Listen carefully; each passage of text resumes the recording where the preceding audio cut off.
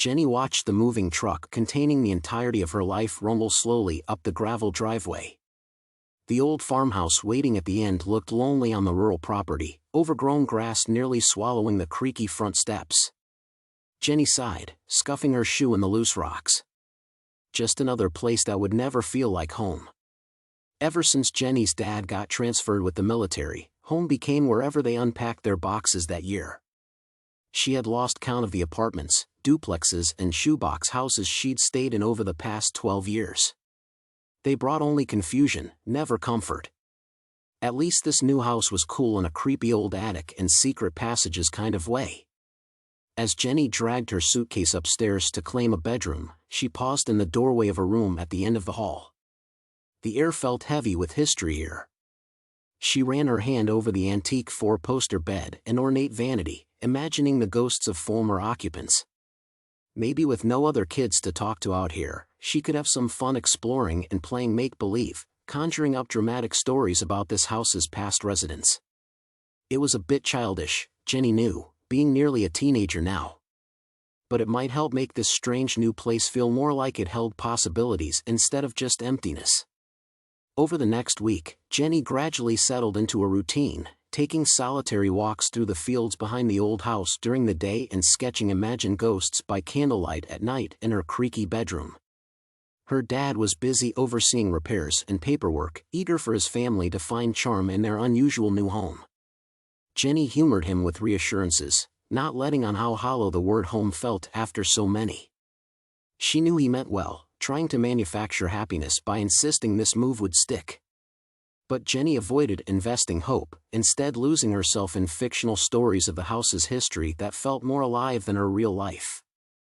One drizzly afternoon, antsy from confinement indoors, Jenny decided to poke around the musty attic she had only glimpsed during initial move-in. Dragging the folding ladder down from the hallway ceiling, Jenny clicked on her flashlight and climbed up into the dusty space. She scanned the beam over tilting stacks of boxes and furniture draped in sheets.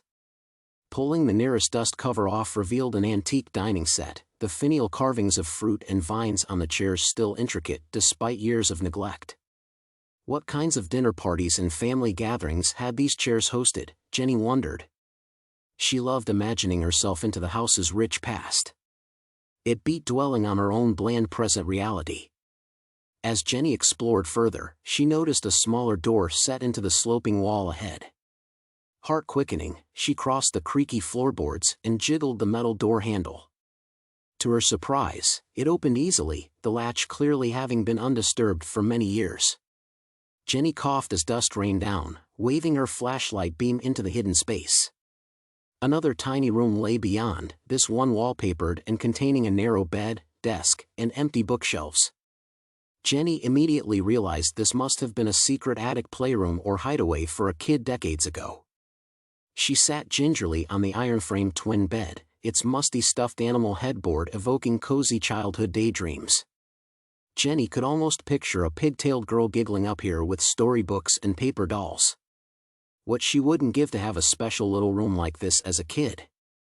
Jenny knew technically she was probably too old now for secret attic forts. But maybe just occasional visits to read or draw would be okay. She got up and crossed to the desk, hoping artifacts left behind might hint about the room's original occupant. The desk surface was empty except for a slim book pushed to the very back corner. Jenny lifted up the delicate volume gingerly, noting its tattered velvet cover and age-yellowed pages. A diary. Heart-lifting, Jenny brought it over to the bed and leaned back against the pillow, angling the flashlight over the neat cursive script filling the first page. She knew reading someone's old private diary was an invasion of their privacy. But Jenny couldn't help feeling fate had delivered this artifact from the home's past just for her to discover and appreciate. She turned past the first few mundane entries about weather and chores until a longer entry caught her eye. Holding her breath, Jenny began reading the looped handwriting. October 7th, 1958. He was here again last night, lurking in the corner until I opened my eyes. That's when he grins most horribly, when he knows I've spotted him. Sometimes he presses a twisted finger over where his mouth should be, a warning not to scream. But I hardly make a sound anymore when the faceless man appears in the nights now. After a year of visits, terror has dulled to a silent dread. I don't understand what he wants or why he won't leave me be. He never tries to hurt me, only watches my restless sleep from the shadows. But his hungry presence haunts my days now too. I barely eat or speak, jumping at every stray creak of this house that groans as if in pain itself. Mother worries I'm ill, urging food and fresh air. She cannot feel the malevolence woven through our home. But I'm certain she would sense it too if only he would appear to her. I considered running away tonight after he again faded with the dawn. But where would I go to escape the faceless man? Somehow I know he would follow anywhere I fled. For now I'm trapped, wondering each sunset if tonight will finally be the night he does more than silently watch. Jenny's arms prickled with goosebumps that had nothing to do with the drafty attic air. This chilling diary entry felt too frighteningly real to be some story dreamed up by a little girl. The anguished helplessness of her words gripped Jenny like a dark premonition. She knew she should close up this painful diary, letting the past remain at rest. But she had to know, would the ghostly man in the shadows keep tormenting the girl night after night? Unable to stop herself, Jenny began devouring the entries hungrily, flipping each page almost violently in her urgency to piece together what happened next in the frightening drama. As she read on, the diary's owner, Clara, grew only more panicked and withdrawn. She wrote of how the rest of her family remained blissfully unaware of the specter stalking her nights, dismissing her inexplicable terror as nightmares or ill health. Clara spent her days roaming the fields and forest to escape sleep, until she staggered into bed at dawn moments before her mother woke her for breakfast. Her entries became twisted and disjointed as exhaustion consumed her. She signed each entry pleadingly, "Please leave me be." But the faceless man kept his grim nightly vigil outside her diary's pages. Jenny could almost see the ghostly figure lurking over her shoulder even now in the sunny attic. She knew she should stop reading, slam the diary shut and lock it away. But she found herself ravenous to know how poor Clara's waking nightmare ended. Did she tell someone finally who believed her and helped? Did she find the courage to confront the evil phantom? Or had she ultimately succumbed to madness and death? Jenny had to know. Near the diary's end, the entries warped into demented scrawlings. Clara saw the looming shadow man even in daylight now at all hours. Hiding and running no longer helped. She wrote only "He grows closer" over and over around drawings of a tall hollow-eyed figure outlined in black. In her final entry, Clara wrote just a single line in jagged script, "Tonight I will go to him." Jenny stared at that page for a long time, feeling like icy hands gripped her heart. That terrible last entry left little doubt about the conclusion to Clara's haunted existence. Whatever sinister force had toyed with and terrified the girl now seemed to have crossed some final line, leaving Clara to make a tragic choice. Had she taken her own life, or had something far more evil befallen her? Either possibility broke Jenny's heart and filled her veins with ice. Closing the diary's back cover, Jenny shuddered as if waking from a nightmare. Feeling suddenly stifling and trapped in the tiny attic room, she rushed downstairs to the fresh air outdoors. But even as she strolled the overgrown meadow beyond the house, Clara's frightening story clung to Jenny like a dark aura. She saw the girl's tormented face every time she blinked, hood-like shadows swallowing her eyes and mouth stretched wide in a silent scream of anguish. How could a ghost diary affect her this powerfully? Over the next few days, Jenny wrestled with herself but could not resist the macabre pull to keep studying Clara's diary and connecting more dots about her story's disturbing conclusion. Jenny felt constructing the full narrative would grant peace and closure. But each new detail only opened up deeper unease. Through old newspaper clippings pressed between pages, Jenny pieced together that just over 50 years ago, Clara's body had been found at the bottom of a well on the property.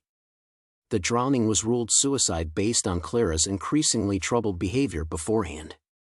But Jenny knew the truth: her death was no suicide. Some dark supernatural force had pulled Clara down into the depths against her will. Without anyone believing the truth, she was left utterly alone to face her doomed fate. A genealogy book with notes scribbled in the margins indicated that Clara had lived here with her parents and grandparents.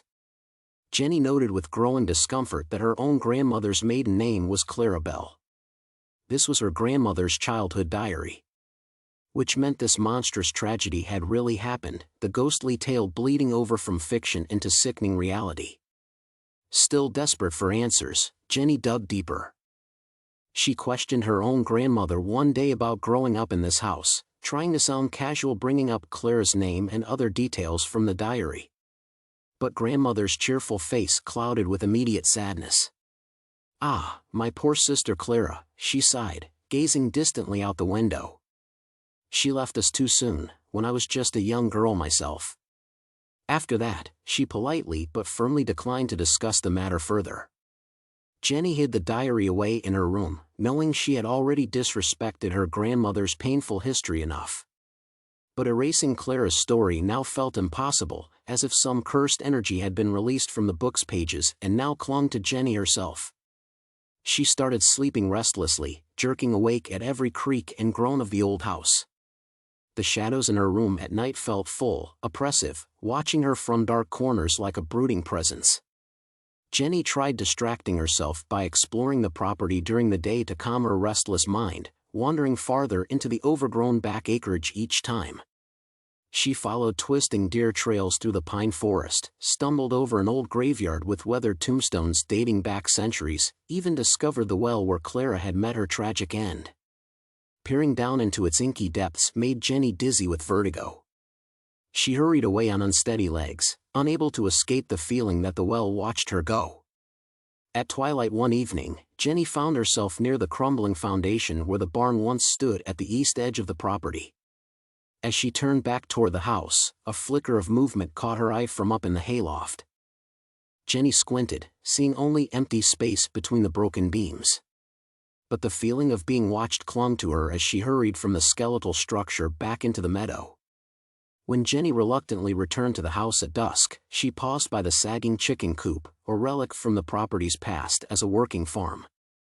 She was about to duck inside and explore it when the air seemed to drop 20 degrees instantly. Jenny froze, heart seizing. She sensed with prickling dread that she was no longer alone out here. That familiar heaviness of nearby darkness pressed in from unseen space behind her. Hardly daring to breathe, Jenny turned slowly, peering into the gloom between the coop and toolshed. "Who's there?" she whispered hoarsely. Only silence answered. But Jenny couldn't shake the crawling feeling of malevolent eyes tracking her from just out of sight. Suddenly, the beam of Dad's flashlight cut through the darkness from the direction of the house. "Jenny! There you are. Come inside, it's late." Relief coursed through Jenny. She thought she glimpsed a tall silhouette by the shed as she turned away. But glancing back, she saw nothing but ordinary shadows. Still, she didn't breathe easily until safe inside, doors and windows locked firmly against the sinister night. Safely in bed, Jenny still couldn't escape the uneasy sense something from the shadows had followed her home and was lingering just outside her fragile sphere of light. She tried reassuring herself it was only squirrels and rustling leaves spooking her outside. But logic couldn't seem to reassert its grip over her runaway imagination lately. Nor could it explain the sudden rap at Jenny's second-story window, making her bolt upright with a gasp. Several more sharp raps echoed through the stillness. Jenny sat paralyzed, listening. Had those really been pebbles against glass, or was her mind itself unraveling under the weight of Clara's tragedy? Finally working up courage, Jenny slowly peered out the window into the moonless dark. Only dense branches greeted her, nothing more sinister. Feeling foolish, Jenny lay back down, pulling the blankets tightly around herself. Just the old tree branches, she told herself firmly. The uneasy night kept its secrets, and eventually Jenny fell into a shallow nightmare-filled sleep. But 3 nights later, the rapping returned, more insistent this time. Jenny squeezed her eyes shut, certain she was hallucinating again. But the taps turned to outright banging, impossible to ignore. With dread coagulating her blood, Jenny crept to the window on coltish legs. She forced herself to unlatch the window with trembling, icy fingers. As it swung open, damp night air rushed in along with an incongruous smell of mildew and rot. Jenny stuck just her head out into the moonless dark, every hair on her arm standing at attention. "Hello," she stammered into the blackness. Is someone there? Only ominous silence answered. But as Jenny's eyes adjusted, she made out a darker shadow detaching itself from the inky tree line. Jenny recoiled but couldn't look away as the humanoid silhouette glided closer. It was impossibly tall and thin, limbs stretching out grotesquely to scrape claw-like fingers along the ground. Where its face should be, only a hollow void lingered. Jenny's mind screamed at her to flee, but stark terror pinned her in place. She watched with building horror as the shadow man lumbered closer to the house, creeping around the side of the property towards Clara's room. Towards the attic where Jenny had first read her doomed account. Jenny's gut lurched. History was repeating itself. This ghostly harbinger of death was back to claim her, just as it had taken her grandmother's sister all those years ago. It knew Jenny now carried Clara's diary, knew she had read the forbidden truth.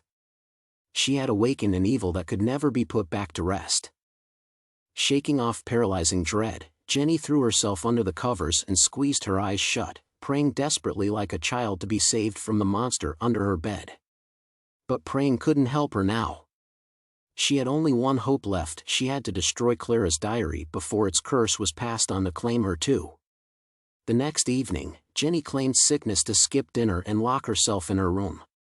Dad brushed off her pallid appearance and jumpiness as signs of a cold.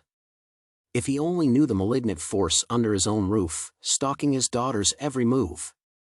But Jenny could save them, if only she could banish Clara's story before the ghost completed its deranged ritual. Jenny retrieved the diary from under her mattress, sitting cross-legged with it on the floor. She ran her fingers over the velvety cover, grappling with doubt about destroying one of the few remaining pieces of her grandmother's past. But far greater guilt would come if she let history repeat itself and brought evil into her family's lives once again. She had to do what Clara could not. Hands shaking, Jenny clutched a lighter stolen from Dad's toolbox and flicked it on. She ignited one frayed corner of the diary's cover, watching the flame slowly catch and creep outward. Acrid smoke twisted up, stinging Jenny's eyes. She almost sobbed in relief. It was working. The diary would be reduced to untraceable ash and the ghost banished. But then a shockwave gust blew in from Jenny's open window, extinguishing the precious fire after only a few pages were scorched. Frantically, Jenny clicked the lighter again, but it only sparked uselessly, its fluid somehow suddenly depleted. She shook it harder, sob building in her throat. Looking up with blurry eyes, Jenny saw where the lighter fluid had gone. A shiny wet trail led out the window into Clara's waiting grave below. Hopelessness threatened to crush Jenny completely. She had failed. Outside, the wind screeched violently through dead tree branches. Jenny knew nightfall would bring the ghost gliding in through the very same window, following the scent of lighter fluid like a gruesome reverse trail of breadcrumbs to its prey.